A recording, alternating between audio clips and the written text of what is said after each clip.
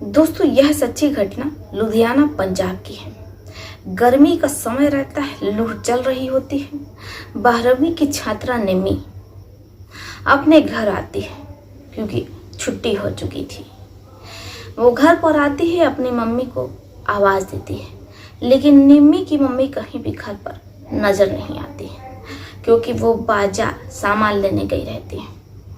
निम्मी अपनी मम्मी को आवाज़ देती है, मम्मी घर में कहीं नज़र नहीं आती, इसलिए वो ड्रेस चेंज करने चली जाती है ताकि ड्रेस चेंज करने के बाद वो हाथ मुंह धोने के बाद खाना खा सके। इसके बाद निम्मी अपना कपड़ा बदलने के लिए रूम में चली जाती है। वो चेंज कर रही होती है, तभी उसे लगता है कि खिड़की पर कोई उसे देख रहा है। निम्मी पलट करके देखती है, लेकिन कोई उसे नजर नहीं आता है। अब निम्मी कमरे में इधर उधर देखने के बाद जब संतुष्ट हो जाती है तो फिर से वो अपना कपड़ा चेंज करने लगती है। अभी वो कपड़ा बदल ही रही होती है कि दोबारा उसे लगता है कि कोई उसे देख रहा है। निम्मी दूसरी बार भी देखती है, लेकिन उसे कोई नजर नहीं आता है। अब बेझिझक निम्मी कपड़ा बदलने लगती है, लेकिन तभी उसके कमरे में कुछ ऐसा होता है कि जिससे निम्मी का पूरा जीवन बदल जाता है। जब वो कपड़ा बदल रही होती है तो निम्मी के पिता सुरेंद्र वो खिड़की से छुप कर के सब कुछ देख रहे होते हैं।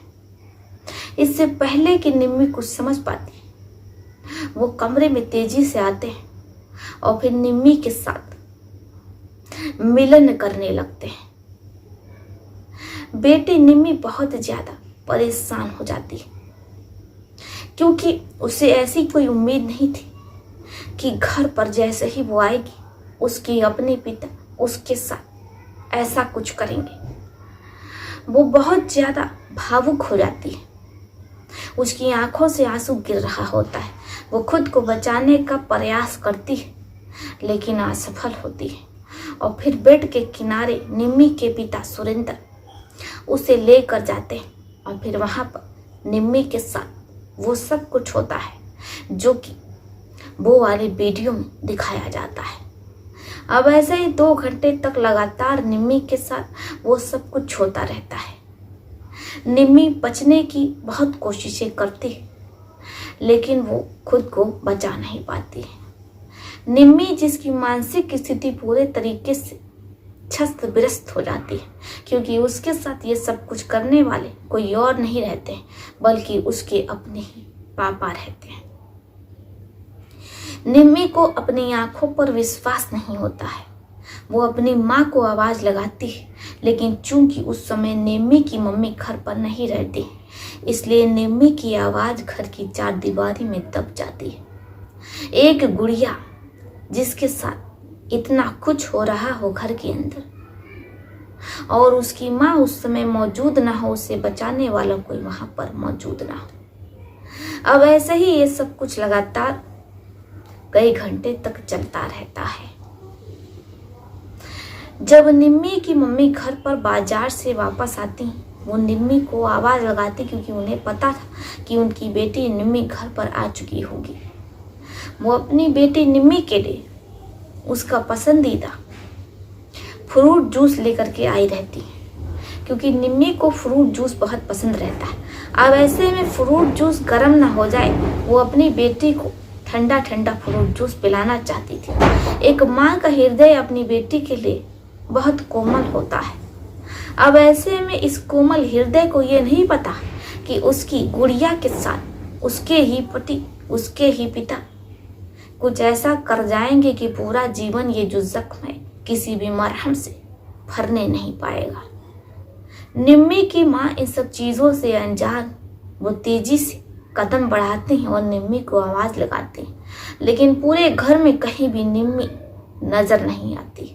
अब घबराते हुए माँ सभी कमरे को देखने लगती, लेकिन किसी भी कमरे में निम्मी नजर नहीं आती।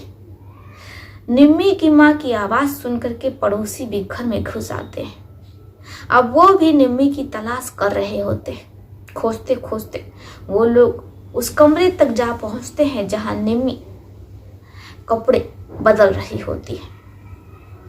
जैसे ही वो लोग कमरे में पहुंचते हैं तो बेड के किनारे निम्मी बेहोश अवस्था में रहती है। निम्मी के कपड़े पूरे कमरे में बिखरे पड़े रहते। वैसे में जब पड़ोसी निम्मी की ऐसी अवस्था देखते हैं, उसे जगाने की कोशिश करते हैं, लेकिन निम्मी उठने का नाम नहीं लेती।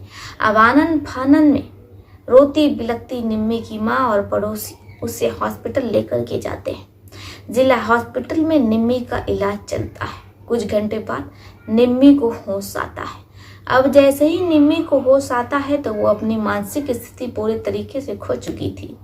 वो बार बार खुद को बचाओ बचाओ की गुहार लगा रही थी।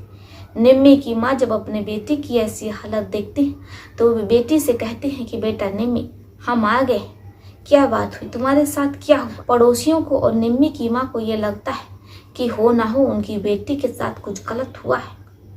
उनके पीठ पीछे घर में कोई घुसा होगा और फिर वो उनकी बेटी के साथ ये दुराचार करके निकल गया होगा।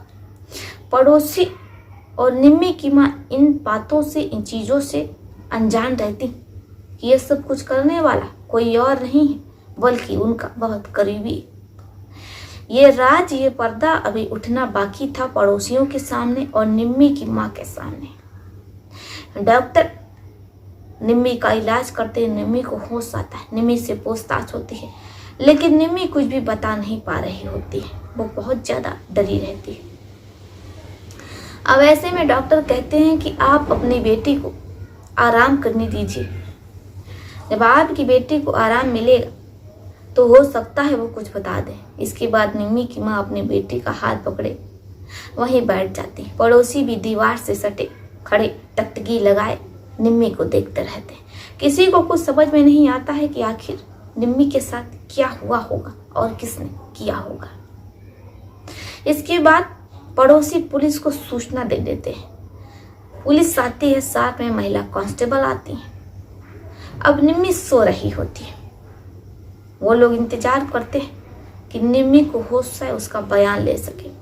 निम्मी को होश आता है, उससे पूछताछ होती है, लेकिन निम्मी कुछ भी बताने में आज सक्षम रहती है। इधर निम्मी की माँ शकुंतला, वो अपने पति को फोन लगाती है कि उनकी बेटी के साथ इतना कुछ हो गया और पिता गायब है। पिता का कुछ भी अता पता नहीं, नंबर स्विच ऑफ है, नॉट रीचेबल है। शकुंतला को कुछ समझ में नहीं आता है कि आखिर ऐसा क्या हुआ है। इधर उनकी बेटी हॉस्पिटल में, पति का number switch off, not reachable बता रहा है। किसी को कुछ समझ में नहीं आता है। इसके बाद पुलिस वाले जैसे ही निम्मी को होश आता है उसका बयान लेना शुरू करते हैं। आसपास लगा सीसीटीवी कैमरा खंगाला जाता है, लेकिन ना तो कोई घर के अंदर और ना ही घर से बाहर जाता दिखाई देता है। दोपहर 2:30 बजे निम्मी अपने घर पर आती है। तब से लेकर सुबह से ना तो कोई घर के अंदर आता है और ना ही कोई जाता हुआ नजर आता है। अब पुलिस निम्मी का बयान लेती है और पूछती है कि आखिर उसके साथ ये सब किसने किया है और कब हुआ है। निम्मी जब बताना शुरू करती है तो पड़ोसियों की आंखों से आंसू गिरने लगता है। इधर निम्मी की माँ तो कई बार बेहोश हो जाती है। उन्हें यकीन ही नहीं होता है कि जिस पिता ने उनकी गुड़िया को कभी अपने हाथों में खिलाया था, आज उसी पिता ने उस गुड़िया को तार तार कर दिया। पुलिस वालों के सामने जब निम्मी बयान लिखवाती है तो किसी को यकीन नहीं होता है। निम्मी पुलिस वालों से कहती है कि जब हम दोपहर में 2:30 बजे अपने घर वापस आए, हम कपड़ा चेंज करने के लिए रूम में गए, तभी अचानक हमें ये एहसास हुआ कि कोई हमें छुप करके देख रहा है। हमने कई बार देखने की कोशिश की, लेकिन हमें कोई नजर नहीं आया, इसलिए हम बेझिझक कपड़ा चेंज करने लगे। लेकिन तभी अचानक हमारे पापा सुरेंद्र आ जाते और फिर हमारे साथ वो सब कुछ होता है जो वो करना चाह रहे थे। अब जैसे पुलिस वाले ये सुनते हैं तो वो सुरेंद्र की खोज में लग जाते हैं, लेकिन कहीं भी सुरेंद्र का कुछ अता पता नहीं चलता है। सुरेंद्र का नंबर स्विच ऑफ रहता है। अब ऐसे इस मामले को घटे हुए 10 से 12 दिन हो जाता है, सुरेंद्र का कुछ भी अता पता नहीं रहता है। इधर जैसे ही निम्मी को डिस्चार्ज मिलता है, निम्मी अपनी माँ शकुंतला के साथ घर पर आती और अपना सारा सामान पैक करती और फिर वो लोग दूसरी जगह रूम लेकर के रहने लगते हैं। इधर जब निम्मी के पिता सुरेंद्र को ये पता चलता है तो वो दोबारा घर पर आता है और रहने लगता है। उसे पुलिस का कोई डर नहीं रहता है, खौफ नहीं रहता है। जैसे ही पुलिस को सूचना मिलती है कि सुरेंद्र अपने घर पर आकर बड़ी ढिठाई से रहने लगा है, आनन फानन में पुलिस वहां पहुंचती है और सुरेंद्र को अरेस्ट करके जेल भेज देती है। साक्ष्य होते हैं, सबूत होते हैं, गवाही होती है। इसके बाद सुरेंद्र को सजा मिलती है, सुरेंद्र जेल चला जाता है। लेकिन लगभग 2 सालों बाद सुरेंद्र जमानत पर जेल से बाहर आता है। अब जैसे ही वो जेल से बाहर आता है, उसे पता चलता है कि उसकी पत्नी और बेटी जिनकी वजह से वो जेल में गया, वो तो बड़े ही आराम से अपना जीवन हंसी खुशी जी रही, मानो उसे आग लग जाती है। वो बार बार अपनी बेटी को, अपनी पत्नी को धमकाने पहुंच जाता है, कई बार धमकाता है। शुरू में तो पत्नी इसे नजरअंदाज करती है, लेकिन जब बार बार सुरेंद्र वहां पहुंचने लगता है और उसकी बेटी निम्मी और उसे धमकाने लगता है, तो शकुंतला को यह लगता है कि मामला गंभीर है, किसी भी समय उसकी बेटी को और उससे कुछ हो सकता है। इसलिए वो थाने जाती है और पुलिस से शिकायत करती है कि हमारे पति सुरेंद्र, जो कि जमानत पर रिहा हुआ है, लेकिन वो बार बार हमें और हमारी बेटी को धमकी दे रहे हैं कि वो हमें जान से मार देंगे। लेकिन पुलिस वाले इस मामले की गंभीरता को नहीं लेते हैं। 2-4 बार वो सुरेंद्र को थाने में बुलाते हैं और उसे हड़का देते हैं, लेकिन सुरेंद्र हड़काने से कहाँ हड़कने वाला। अब वो लगातार अपनी पत्नी और अपनी बेटी को परेशान कर रहा होता है। शकुंतला भी करती तो क्या करती, जब भी वो पुलिस वालों के पास जाती, पुलिस वाले सुरेंद्र को थाने में बुलाते, उसे हड़का देते और अपना पल्ला झाड़ लेते। अब ऐसे ही सब कुछ चल रहा होता है, समय बीत रहा होता है। सुरेंद्र, जो कि कोई भी काम काज नहीं करता था, वो घर में जितने भी बड़े सामान थे उन्हें बेच रहा था। जैसे ही माँ और बेटी को ये पता चलता है तो वो अपना बाकी सामान लेने के लिए घर पर पहुंचते हैं। अब जैसे ही वो घर पर पहुंचते हैं तो सुरेंद्र से काफी ज्यादा उन लोगों की कहासुनी हो जाती है, इसलिए वो लोग बिना सामान अपना लिए वहां से वापस लौट जाते हैं। इधर सुरेंद्र फूटी आंख भी अपनी बेटी और अपनी पत्नी को देख नहीं पा रहा था, इसलिए वो 2 दिन बाद अपनी बेटी और अपनी पत्नी के पास जाता और कहता है कि जो कुछ भी उससे हुआ वो उनसे माफी मांग रहा है, और ऐसे में उसने उनका सामान नहीं बेचा है, बल्कि उनका सामान अच्छे से उसने बाहर वाले कमरे में रख दिया है। वो लोग अपना सामान आकर के किसी भी समय ले सकते। अब सुरेंद्र के बहुत माफी मांगने पर बेटी और पत्नी उसकी बातों में आ जाती हैं।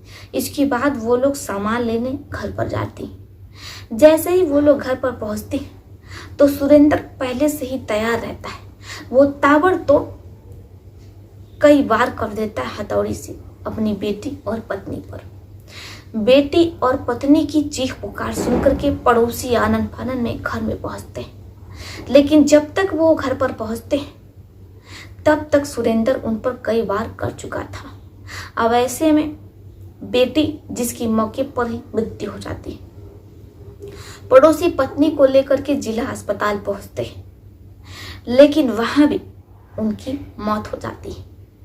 जैसे ही वो लोग जिला अस्पताल पहुंचते हैं, बेटी और माँ दोनों ही इस दुनिया से चले जाते हैं। इधर सुरेंद्र, जो बहुत खुश होता है क्योंकि उसने उन दोनों को रास्ते से हटा दिया, जो कि वो लोग उसकी आंखों में धंस रहे थे। अब जैसे ही पुलिस को सूचना मिलती है, पुलिस अपना पूरा बल लेकर के सुरेंद्र के घर पहुंचती है। सुरेंद्र फरार रहता है। पुलिस शवों को पोस्टमार्टम के लिए भेज देती है। इधर पड़ोसी पुलिस वालों को कोस रहे होते हैं कि अगर वो लोग सुरेंद्र पर कार्रवाई करते, वो जमानत पर जेल से बाहर ना आता, तो फिर आज निम्मी और उसकी माँ शकुंतला जीवित होती और अपना जीवन सुकून से जी रही होती। लेकिन सुरेंद्र तो जमानत पर अपनी बेटी और अपनी पत्नी शकुंतला से बदला लेने के लिए ही आया था। अब उसका बदला पूरा हुआ। इसके बाद पुलिस सुरेंद्र के नंबर को ट्रेस करती है नंबर पर घंटी जाती, नंबर स्विच ऑफ नहीं रहता है। पुलिस वाले उस लोकेशन पर पहुंचते हैं, उस रूम पर पहुंचते हैं तो देखते हैं कि सुरेंद्र, जिसके चेहरे पर कोई शिकन नहीं बल्कि वो मुस्कुरा रहा है। पुलिस वाले पूछते हैं कि क्या तुम्हें पुलिस वालों से डर नहीं लगता, जेल जाने से भय नहीं लगता? सुरेंद्र कहता है नहीं, मैं जिस काम से जेल से बाहर आया था जमानत पर, वो मेरा काम हो गया। वो हंसते हुए पुलिस वालों के साथ जाता है। इसके बाद पुलिस वाले सुरेंद्र को जेल में सलाखों के पीछे कर देते हैं। तमाम साक्ष्यों और सबूतों के मद्देनजर जज साहब सुरेंद्र को उम्र कैद की सजा सुनाते हैं, फांसी की सजा सुनाते हैं। इसके बाद सुरेंद्र को फांसी की सजा होती है, लेकिन एक हंसता खेलता परिवार बिखर गया।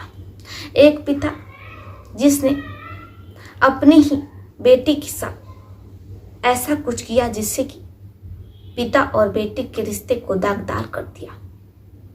ऐसे में उसे सजा तो मिली, लेकिन यहाँ पर एक मासूम बेटी, एक मासूम माँ, जो कि इस दुनिया से अपने सारे सपने संजो कर बिना पूरा किए ये दुनिया छोड़कर चली गई। आशा करते हैं दोस्तों कि आपको ये कहानी, ये घटना बेहद पसंद आई होगी। आपका इस पर क्या सुझाव, आप अपनी अपनी राय हमें कमेंट बॉक्स में लिख सकते हैं। तो चलिए फिर चलती हूँ, मिलती हूँ आपसे किसी और कहानी में। तब तक के लिए आप अपने परिवार का ध्यान रखिए। पुलिस की लापरवाही से ना जाने ऐसी कितनी घटनाएं घटित होती हैं। अगर पुलिस तुरंत तत्परता दिखाती, सुरेंद्र को जेल में सलाखों के पीछे पहुंचा देती, उसे जमानत ना मिलती, तो शायद आज हमारे बीच निम्मी और उसकी मां शकुंतला जीवित होती। आपका इस पर क्या सोचना है, आप हमें लिख सकते हैं। आदाब, सत श्री अकाल, नमस्कार।